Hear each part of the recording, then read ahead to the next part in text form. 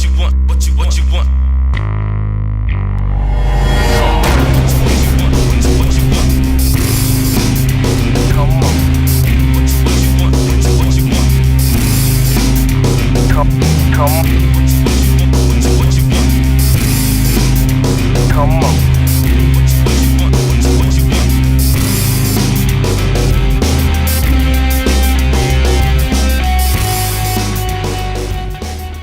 Hey guys, this is P.M.R.Bonez88, and today for my next movie review that I'll be talking about today is Batman the Killing Joke. First Batman anime movie that is rated R, but out of the Batman anime movies that I've seen were either PG or PG-13. Most of them were PG-13, but for the Killing Joke, it was rated R. Because since it was based off the graphic novels, as you can tell, I have this with me. You can barely see it because of the light reflection, but here you guys go. I didn't really get the comic strip, and damn it. There we go. As you can tell, I didn't really get the comic strip of The Killing Joke. I just got was the fully on graphic novel. If you guys don't have it and didn't get a chance to read it, you should buy this. I bought it at Barnes & Noble's, but you can find it either at Amazon or eBay. Anywhere, they'll have it. Fortunately, since this is a deluxe edition, I read it once, but I'm planning to read it again. It's really good. Batman the Killing Joke, the anime movie, it was quite good and fun. It did really based off the graphic novel because every single page that was in every scene that they used for the graphic novel, it was perfect. But the thing was about the anime movie, it's not as better than the graphic novel. And it had Kevin Conroy and Mark Hamill reprising their roles as Batman and the Joker from One Last Time. This was apparently a farewell to these two because they've been doing the voices of both Batman and Joker for like a decade or so. Ever since the animated series and the anime movie, including the video games of the Arkham trilogy. Now the movie stars and introduced to was Batgirl.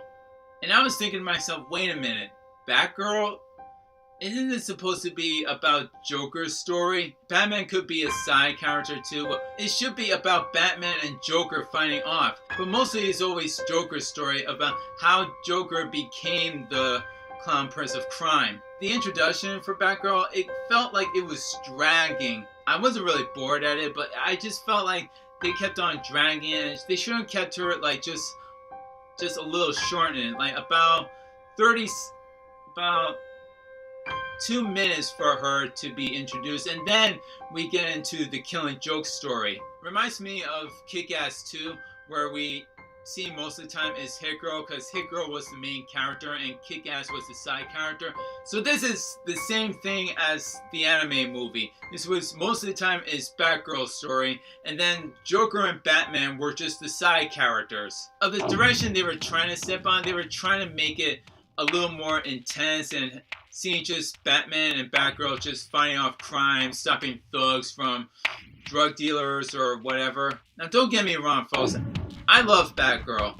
I loved her in the comics. I loved her in the anime series, and I don't know. Back in Batman Robin, I don't know. I'm kind of a bit of a yes and no between that. I don't want to talk about it. But for the Killing Joke in Batgirl, she looked beautiful and sexy. I don't want to go too far, especially where Batgirl is just kissing Batman on the rooftop and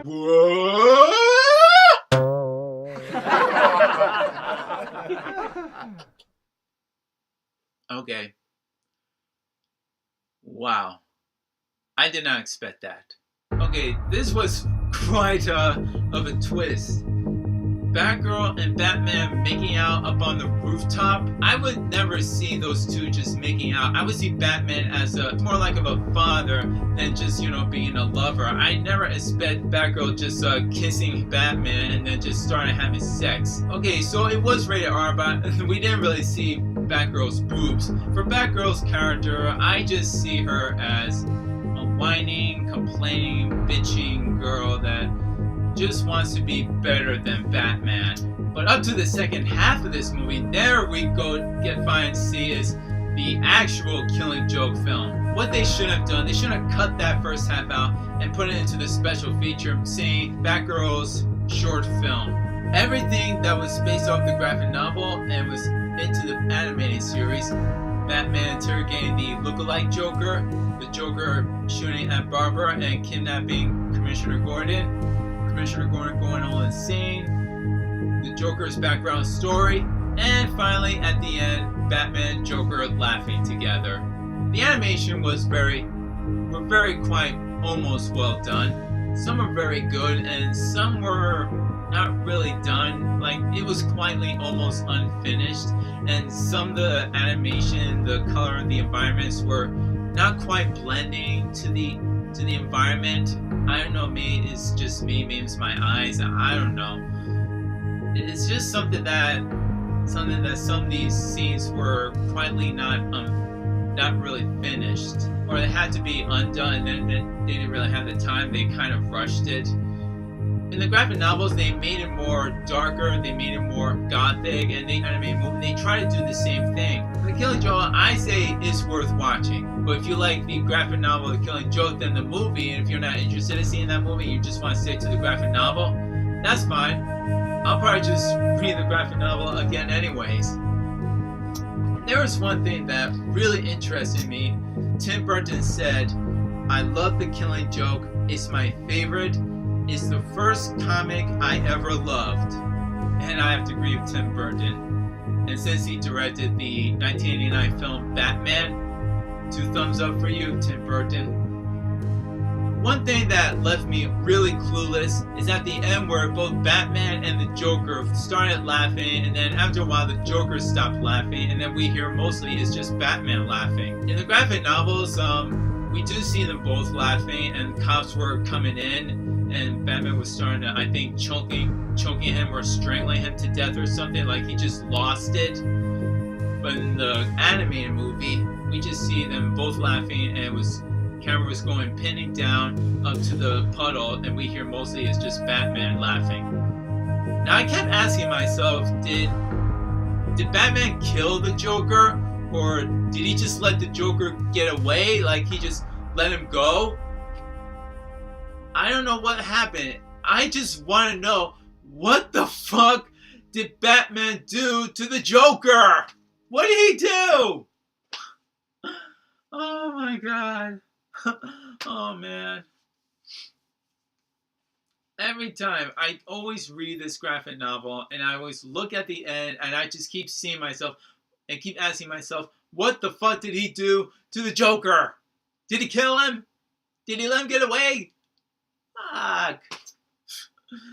But overall, this was just mostly a tribute to both Kevin Conroy and Mark Hamill saying their farewells, and they've been doing the voices of both Batman and Joker, and it was a big goodbye to them.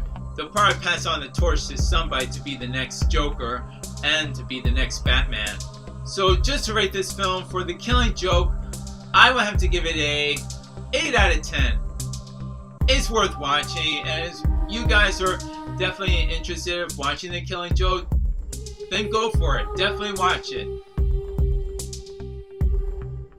But the introduction of Batgirl's story is really a drag. They should have just cut that out, and then they wouldn't make it more interesting in The Killing Joke related to the graphic novels. But if you guys just want to just rather read the graphic novel instead of watching the anime movie, then don't. I mean, I'm not going to force you guys to watch it, but they're both good, but the graphic novel is way better than the animated movie. So yes, I have the anime movie on Blu-ray and DVD, and the graphic novel as well. And this is P.M.R.Bonez88's signing off. The saying is, peace!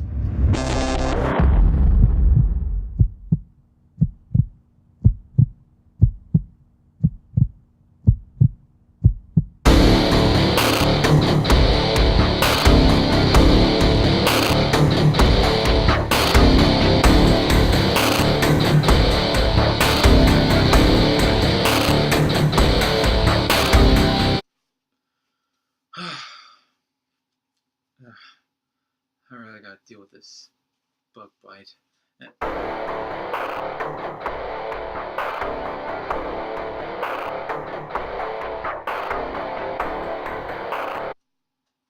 Hello? Hello, Bones. Guess who? You. That's right. You didn't forget about me, old buddy, old pal. You son of a bitch.